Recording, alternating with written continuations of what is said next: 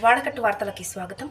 సందులో సర్జనక్క కొడుకు బాగితక్క బిడ్డను లేపుకోపోతే పంచాయతీ పెద్దలకి ఏ వైపు న్యాయం చెప్పాలనో అర్థం కాక గడ్డం గిలుకుంటూ ఆలోచించుకునే లోపల లేచిపోయిన వాళ్ళిద్దరు పాపబాబుతోని వాపస్ వచ్చారు.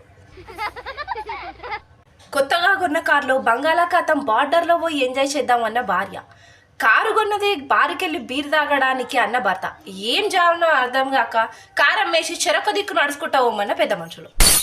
అందరి ముందు భర్త అక్రమ సంబంధం బయటపడడంతో ఆమె యావదాస్తిని తన పిల్లల పేరు మీద రాసిస్తే తన భర్తను ఉంచుకోవడానికి అనుమతిస్తానని నిర్ణయించుకున్న భార్య.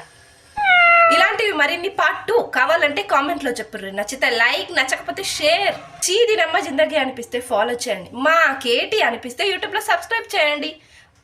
రీఛార్జ్ మనీ దండగా అనిపిస్తే ఫ్యామిలీ మొత్తం ఫాలో చేయండి. కరెక్టే చెప్పినా?